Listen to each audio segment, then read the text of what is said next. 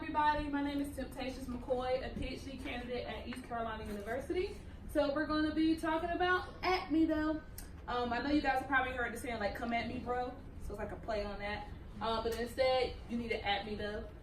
So social media amplification of scholars of color at conferences. So it all started with the Twitter rant. So I don't know how many of you guys went to C's this year. But one of the things that I noticed that was driving me up a wall was I didn't see a lot of tweets about scholars of color. So I'm gonna, I might read this in my ranty voice. So just imagine how I was typing it when I was doing it. And this is, as you guys can see, it's from March. So it's backdated. You see any typos, y'all, it's Twitter. Y'all know how it goes. So I, like others, pay attention to the big names tweeting, blasting, posting at these conferences. However, I also pay attention to the panels they tweet, blast, post about. Sadly, often these tweets are not about scholars of color, queer scholars, or scholars simply pushing against the academy canon. I meant to make that one bigger. My apologies, y'all. Against the academy canon or newer critiques. I get it. We support the scholarship we want to hear in friends. Problem is, when we look at the scholarship panels that are being blasted, it is not the work of diverse scholars. So I want to pause there. One thing I want to make clear, I'm not telling y'all how to do Twitter, how to use your Twitter. It's your Twitter. However, I'm asking for people to be more reflective of how they use their Twitter and the power that your Twitter can have. I know for myself personally, I came off of Twitter. I had like my ratchet Twitter, like undergrad Twitter, and I was like, ooh child, I'm going to school, so I came off of that thing. But I realized academics do Twitter, so I came back to Twitter. So that's why you guys kind of see this going on. But so again, what I'm saying is I'm not telling y'all how to run your Twitter. I'm just saying, you know, be more aware. Don't you be tweeting about me telling y'all how to run your Twitter. So I know you may be thinking, hey Tim, well you only go to panels with black people, minority scholars, and HBCU work. Well, Jan and John, that's because if I and other scholars of color or historically marginalized identities do not go to support, there would not be bodies in the room. I think my panel was bomb. Obviously, I'm a little biased here. However, the people in the room were people already doing the work of diversity in our field. And a great deal of them were the diverse population in our field. So again, we're in a space, I'm talking about diversity scholarship, and these are not the people who probably need to hear the talk. You know what I'm saying? Like, the same way with my lady right here talking about Me Too. We might, like, all of us may not be the ones who need to hear that talk. Our president might need to hear that talk, right? So that becomes a part of the problem. When we blast this type of scholarship, we let everyone know, hey, go to that panel, go see this person. It's the equivalent of us citing one another, right? So there would not be bodies in the room. And as I followed the hashtag on who was tweeting what, it became evident to me that who and what we are tweeting is very much a part of the problem. So like I said, I just came back to Twitter, so I haven't really learned too many of the big names, but I started to see consistently, like when I hit C's 2018, who was doing the tweeting, right? So I really seen in those threads, like, okay, like if I look for like a scholar of color, someone doing diversity scholarship, all of these things, and let's be real, those names, we pretty much know them, right? Like, my name is Temptations, y'all know what I do. So, in looking for those names, I did not see them. But then another thing that I noticed though, so how do we fix this?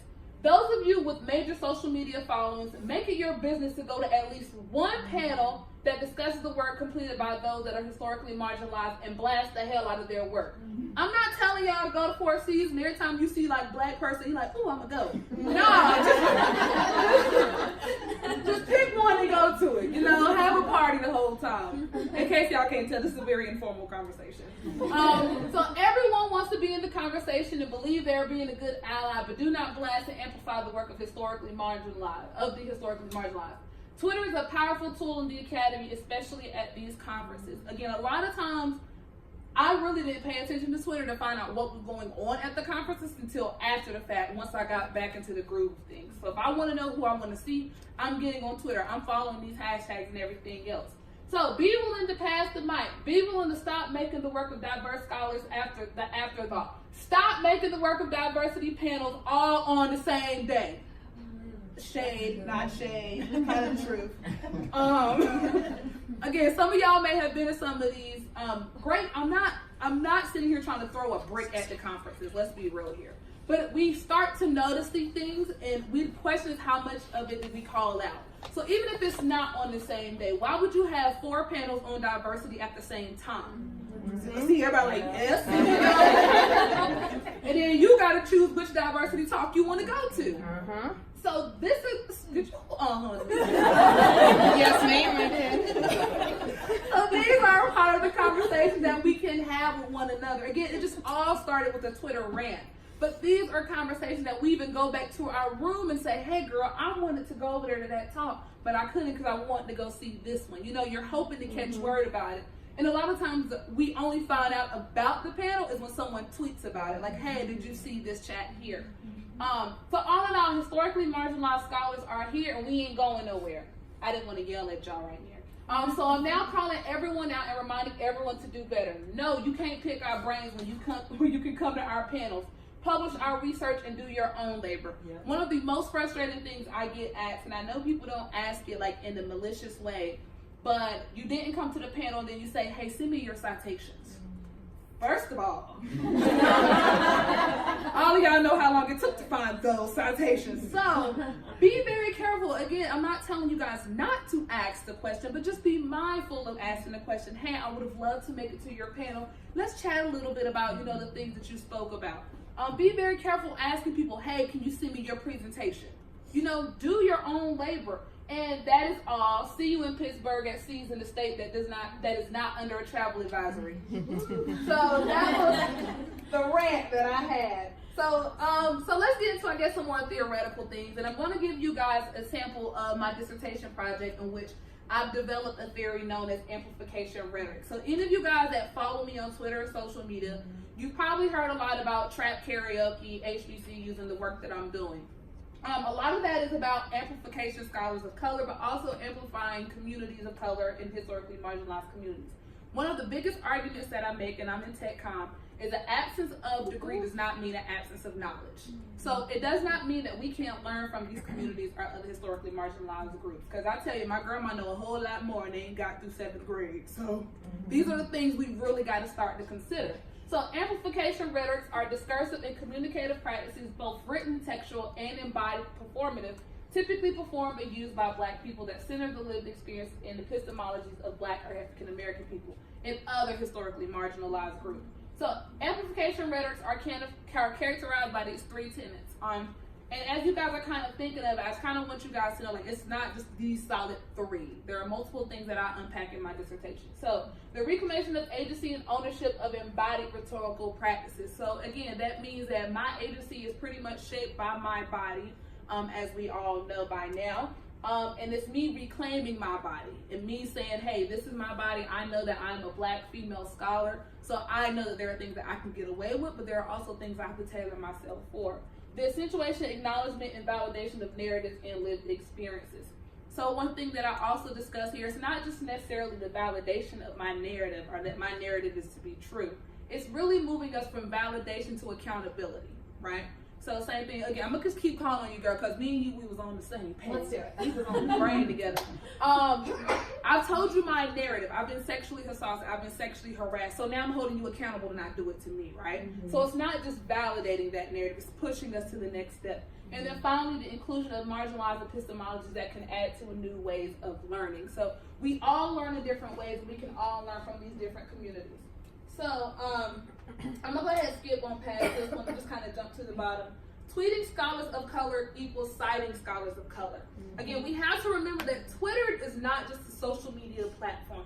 It is really us saying, hey, look, this is the work that so-and-so is doing. We should be more aware that they're doing it. And I actually have some numbers I'm going to run by you guys. So the Imperial Scholar Reflections on Review of Civil Rights Literature by Richard Delgado is a very good read on this because he gets to the fact that when we're not citing scholars of color, we're only citing scholars who are not historically marginalized, we continue this cycle of the same type of work coming out. So if we already know certain scholarship privileges a certain group, and then we keep studying it and keep citing it, we're only starting the same cycle. So we need to be more aware of who we're citing, even in spaces like Twitter. You ain't got to do a complete APA citation going. Just saying what you got to say, right? Using the same Java convention. So I wanted to definitely use this example of theory to practice. Some of you guys who may be familiar with my presentation style, one thing I always say is people always get things in theory and not in practice. I'm very practice oriented. What does it look like when you actually do the thing? So this is one example that I've seen here from Kristen. Is Kristen here? You know how like avatars, you don't be knowing who people is and you see them, you're like, that's you. So I didn't know. So this was after the debacle. Let me not use that language. This was after the fallout on that listserv. There you go. That's oh y'all.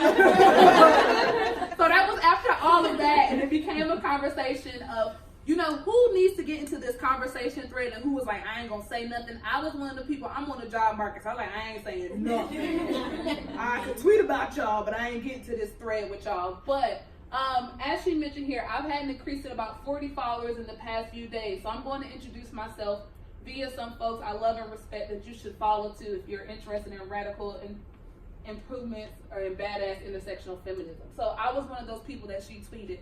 If you just go through your browser and type advanced Twitter search and type in this tweet or just any language from that tweet or just her name, it'll bring up the whole thread of scholars that she tweeted at. That's a prime example. Off this tweet alone, I can't view her analytics, but I can say for myself, I received 8 new followers that day. So these are things that obviously matter, right? And then here's one that I think some of you guys probably seen, because again, I'm on the job market. And I don't know how many of you guys also seen the tweet that I made this morning. So I was checking it, and as I stay in the back. So that one tweet that I asked, have you conceived this, like it, retweeted, any of that nature. The numbers on that was, that one had reached 174 people, 19 people were engaged with it, and it led to 4 profile clicks for myself. So you see like how that all links up to one another. So even though this is not necessarily citing scholars of color, it is highlighting a marginalized community, grad students. Oftentimes it's really hard to maneuver this job market. I'm new to it, and I don't know what questions to ask. Like, we're told that don't go to someone and say, hey, you're hiring? Like, we can't do that. But what we can do is ask for guidance and for help. So a lot of times you guys may see on my Twitter where I'm actually doing that. I think I had tweeted out, hey, y'all on the market, who hiring? And I got like 6 DMs. I don't know who got in trouble or not, but like they came. So we can use Twitter to do all of these great things. So this tweet here, hiring committee folks, help a grad student, well, all of us, on the market with a quick tip. What sets an applicant apart from others in your opinion? I asked earlier, but I'm sure everybody was asleep. I'm sure everybody was asleep because I was up at the crack of time. Just tweeting out people. So this particular tweet, if you had or had not seen it, this tweet had 27,309 impressions. What mean it followed up with 27,309 Twitter feeds, right? So it's showing you that somebody done seen it. Total engagements 927, right? Followed by profile clicks. I got 401 profile clicks off that one little tweet. So just imagine had I tweeted about something like really important, like I would have been seen. It had 241 likes. Detail expands, since it was a thread, that means so how many people clicked it to see all of the feedback on it. 187, 65 retweets, 29 replies, and then I got 4 followers off of this one. But I think as people kept retweeting it, because the way my Twitter is set up, I try my best to follow people back who follow me. I got about 70 people I ain't followed back yet. No offense to y'all, I just ain't hit the button yet. So it shows that the numbers do not lie. So the final thing that I'm going to leave you guys with here is this quote from The Racial Politics of Citation. I think I saw it in Higher Ed by Victor Ray. Citations draw our attention to the ideas that supposedly matter. They are a measure of one's intellectual influence, and they shape what we are able to think about a given field. Citations or a lack thereof bolster reputations and facilitate or exclude one from subsequent opportunities. Data showing that scholars of color are underrepresented in publications, citation rates or other venues can be explained away as the personal failings of unproductive researchers rather than the result of systematic exclusion. That allows whites to maintain a type of studied ignorance that furthers racial dominance and forecloses potentially viable avenues of intellectual inquiry. Beyond this, biased citation patterns are simply bad for the accumulation of knowledge. And again, this is just in our written scholarship, but imagine how this follows over into our Twitters and all our social media and all of our followings.